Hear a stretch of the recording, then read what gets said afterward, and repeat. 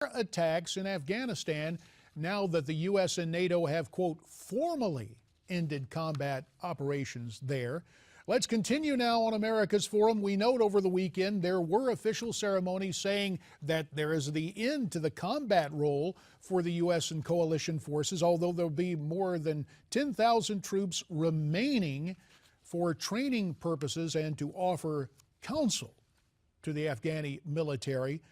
Let's continue our conversation. Michael Patrick Flanagan, my old congressional colleague, hanging in with us to talk about this from Washington, but also Skyping in from Tampa, Master Sergeant military expert Scott Neal, an Iraq and Afghanistan war veteran. Scott, the president is saying we're safer now after 13 years of war in Afghanistan. Do you agree with Mr. Obama's assessment? No, I don't.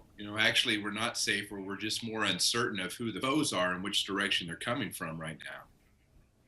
Michael Patrick Flanagan, you have an interesting resume, military veteran, congressman, and worked with the State Department in Iraq.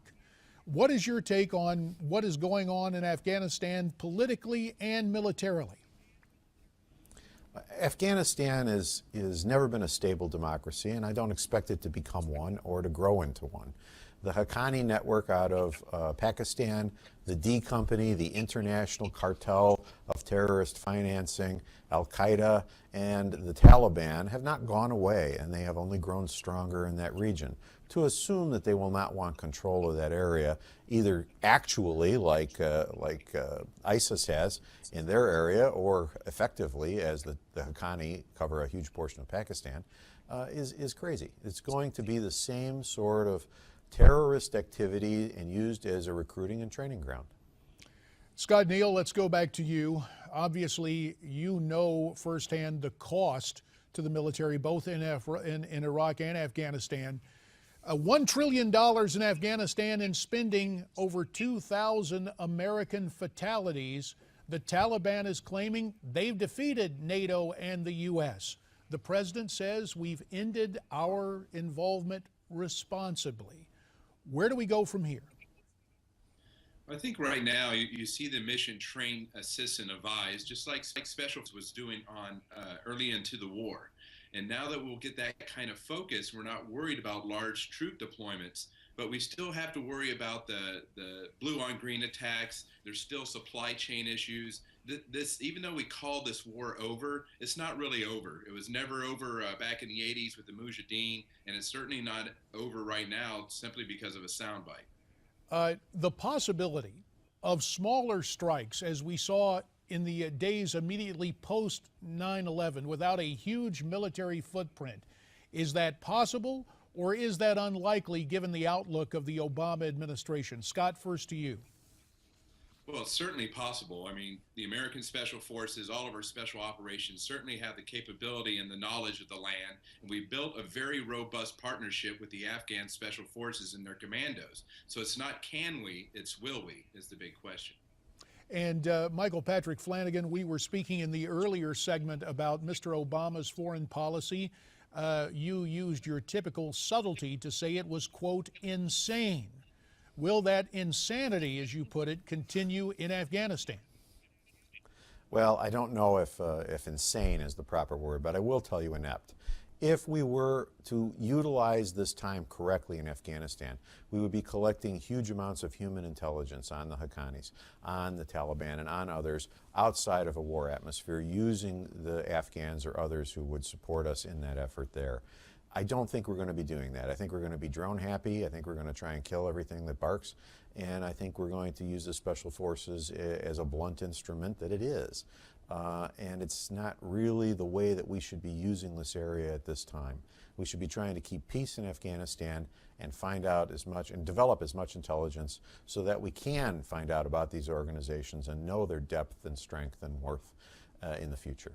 About 2 minutes and 30 seconds remain in this segment. Scott Neal, from your perspective, what has transpired in Iraq and now with this organized pullout in Afghanistan? What is the effect on the morale of our military personnel?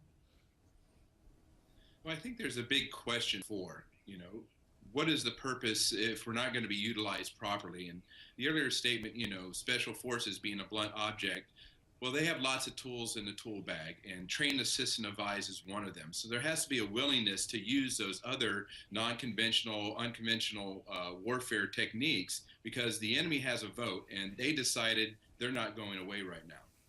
With the minute that remains, Michael Patrick Flanagan, you've had a role both in terms of experience, but also politically on the Hill in terms of our veterans. Not only health care, but all that goes into keeping the morale up for our military. What should be the goal of Congress and this president now in this post-Afghanistan phase? About a minute remains. Well, I think the Congress has to be able to stand up and commit money to solve the veterans problem and the VA administration through oversight and through better management of it. They have both houses of Congress now. They have the tools, and I don't think that the administration is going to resist spending in some direction there. As for reinvesting in the Pentagon and our military forces, I think that there's a knee-jerk liberalism that will keep that from growing into any sort of useful instrument in the near future. So I think I'd give you a bifurcated answer there. Fair enough, Michael Flanagan. Let's turn now to our friend Scott Neal in Tampa. 30 seconds, final word on veterans. What concerns you most, Scott? Well, I think veterans need to understand they're also in charge of their own transition. Right now, through the Green Beret Foundation and other foundations, are focused on small business and entrepreneurship as a track, not solely relying on the VA as a solution. So once again, empower the veteran to take care of themselves.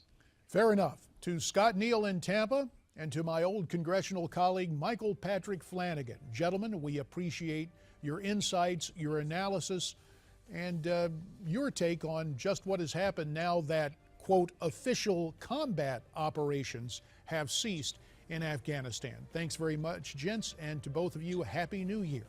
America's Forum will continue here on Newsmax TV following this Newsmax Now update.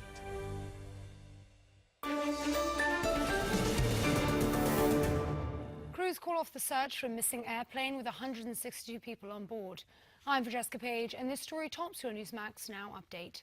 Rescue workers believe they've spotted oil slicks and some debris, but there's no link yet to the lost jetliner. And the search is expected to continue tomorrow. Here in the US, hundreds of police officers turned their backs on Mayor Bill de Blasio during funeral services for slain NYPD officer Rafael Ramos. Police Commissioner Bill Bratton calls their actions inappropriate. And President Obama threatens to use his veto powers more often next year. This as a GOP-led Congress is set to take over in January. The president told NPR that Republicans must govern responsibly. And the Chinese government may be blocking access to Gmail. The electronic mail service was down for most of the weekend. That's your latest Newsmax Now update. More coming your way at the top of the hour.